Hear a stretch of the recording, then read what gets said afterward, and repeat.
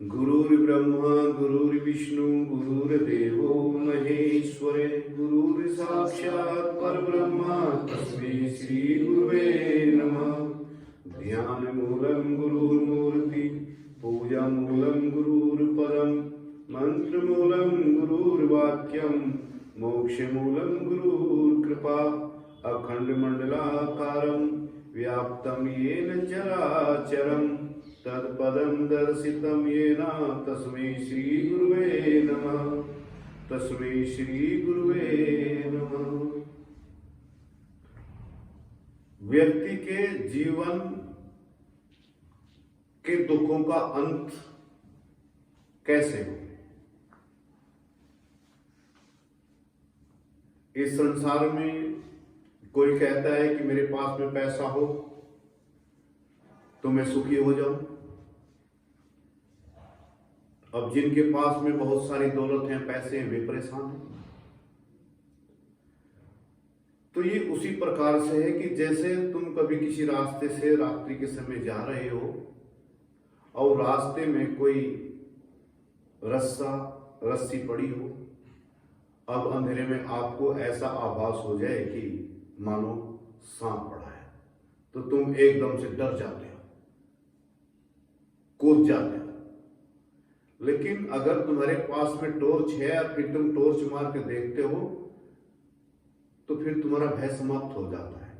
आप उस टॉर्च के प्रकाश से देख लेते हो कि ये हमें भ्रम था कि सांप है। तो दुख किस कारण से हुआ, भय किस कारण से हुआ? क्योंकि उसका हमको ज्ञान नहीं था, उसी कारण से उसका हमको दुख हुआ है। तो जब तक मनुष्य के जीवन में ज्ञान का प्रकाश नहीं होगा तब तक उसके पास में कितना ही धन दौलत प्रॉपर्टी मित्र संसार कितना भी कुछ मिल जाए तब तक वो सुखी नहीं रह सकता है।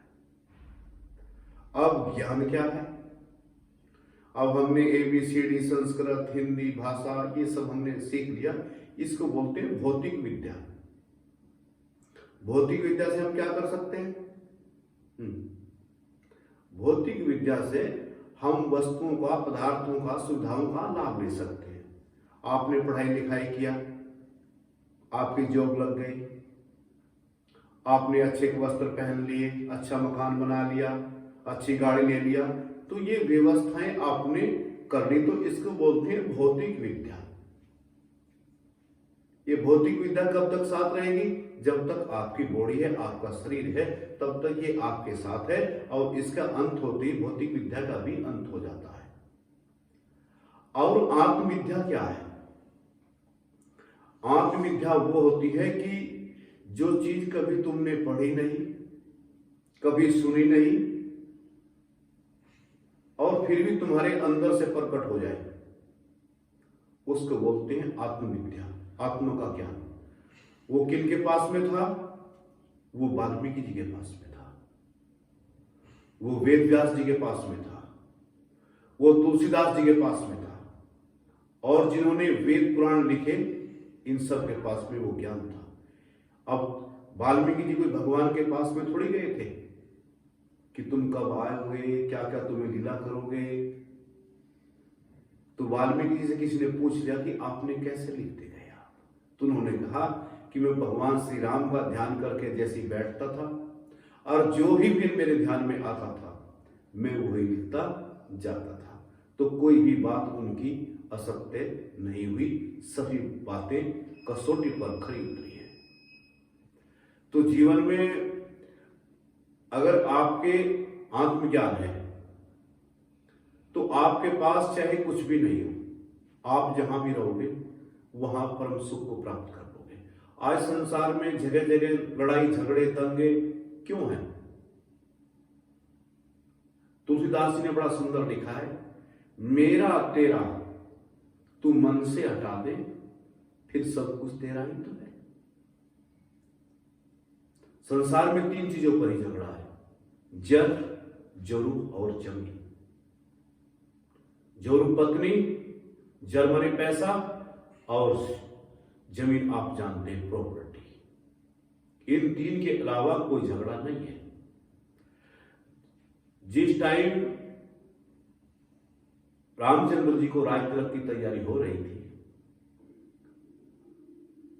रामचंद्र जी ने तो कोई महाराज दशरथ को या कैकेयी को कोई वचन नहीं दिया था, वचन तो दशरथ जी ने दिया था। तो उस टाइम अगर राम जी कह देते कि भैया मेरा तो जो हिस्सा है वो मुझे बांट के दे दो, मैं तो देखो वनकुल में जाने वाला हूं नहीं, मैं तो अपना अलग रहूंगा, अलग रहना है मेरे को, तो आज जिस राम जी की प्राण प्रतिष्ठा में कई लाख आदमी अयोध्या पहुंचे तो शायद ना पहुंच पाते। तो इससे क्या महसूस किया जा सकता है? इससे यही महसूस किया जा सकता है कि जहां त्याग है वहां प्रेम अमर रहता है। एक शब्द आया है प्यार और प्रेम, इन दोनों में क्या अंतर है? कोई लड़का किसी लड़की को बोलता है मैं बहुत प्यार करता हूं, फिर कुछ दिन बाद रोता है, अच्छा सिला दिया तूने मेरे प्यार का। तो प्यार जो होता है इसमें लेना देना होता है, लिया भी जाता है और दिया भी जाता है। आप किसी से प्यार करते हैं तो आप उससे कुछ चाहते हैं, हम भी उसे कुछ दें और वो भी हमें कुछ दे। लेकिन प्रेम की जो परिकाष्ठा है वो भिन्न है, अलग है। प्रेम में हमेशा जो प्रेमी होता है वो कभी लेने की नहीं सोचता, वो देने की सोचता है। तो भगवान श्री राम जी का चरित्र भी प्रेम का प्रतीक माना गया है, क्योंकि उन्होंने कभी लेने की इच्छा जाहिर नहीं की। भरत को कितना समझाया कि जाओ तुम राजपाट करो, लेकिन भरत भी कितने बड़े त्यागी हुए कि भरत ने इनकार कर दिया कि प्रभु जी जिस सिंहासन को के कारण आपको वनवास हो गया हो उस सिंहासन पर मैं कभी विराजमान नहीं हो सकता। सब चाहते हैं क्या कि हमको भी भरत जैसा भाई मिले, लेकिन राम बनना नहीं चाहते। लोग चाहते हैं कि हमारे घर में भी राम का जन्म हो, लेकिन दशरथ बनने को कोई तैयार नहीं है। तो जहां जिस परिवार में त्याग की भावना होगी वो परिवार कभी टूटता नहीं है।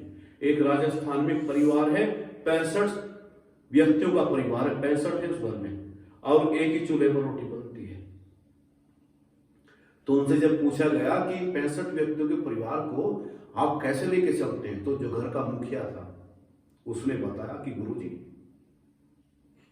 ये परिवार इस प्रकार से चलता है कि जो परिवार का हेड होता है उसको गम भी खाना पड़ता है, उसे त्याग भी करना पड़ता है। घर में भाई हैं, भाई के बच्चे हैं, तो मैं अपने बच्चों की तरफ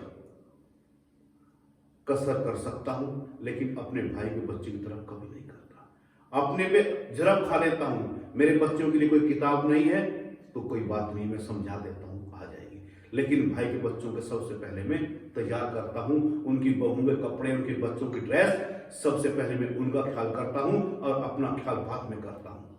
तो जिसके अंदर ऐसी भावनाएं हैं, त्याग की भावनाएं हैं, वो परिवार कभी टूटता नहीं है, वो परिवार चलता रहता है जीवन में। लेकिन आज समाज में हमने ऐसे लोग देखे हैं, पहले घर का मुखिया होता था, वो सारी जिम्मेदारी निभाता था। आज घर के मुखिया ऐसे बन गए हैं लोग क्या कि वे करते नहीं है कुछ भी, बैठे रहते हैं। दूसरे लोग घर में काम करते रहते हैं, भाई हैं, भतीजे हैं, सब उनसे पूछे भाई तुम क्या कर रहे हो, कहने लगे हम तो घर के चौधरी हैं। भाई चौधरी किस चीज के हो भाई तुम, कि हम जरा इधर उधर रिश्तेदारी में क्या चल रहा है इधर उधर करते हैं। नहीं, घर में ऐसा भी नहीं होना चाहिए। घर में सबको अपनी हिस्सेदारी निभानी चाहिए। बिना इंजन के गाड़ी नहीं चलती, अगर इंजन चलता है तो डब्बे भी खिंच जाते हैं। जब इंजन ही खराब हो गया तो फिर डिब्बों की क्या कीमत रह जाती है जीवन में। तो घर परिवार में भी वही परिवार चलेगा जिसमें त्याग की भावना होती है। वो महाराज दशरथ जी का परिवार है। हर व्यक्ति के अंदर त्याग की भावना है। और जिस समय श्री रामचंद्र जी 14 वर्ष का वनवास काट कर आए, तो तुलसीदास ने बड़ा सुंदर वर्णन किया है कि आए तो खुशी में लोग इतने पागल हैं कि कोई वर्णन नहीं कर सकता है उनका। और जिस समय श्री रामचंद्र जी का जन्म हुआ, उस समय जो भी जिसको मिल रहा था, किसी को हीरो की मालाएं मिल रही, किसी को कुछ मिल रहा, किसी को कुछ, लेकिन कोई भी लेना नहीं चाहता। सब देना चाहते हैं खुशी में कि लीजिए लीजिए सब लीजिए, कोई लेना नहीं चाहता। और इतिहास गवाह है कि जब तक श्री राम जी 14 साल तक वनवास में रहे तब तक अयोध्या नगरी में किसी बच्चे का जन्म नहीं हुआ।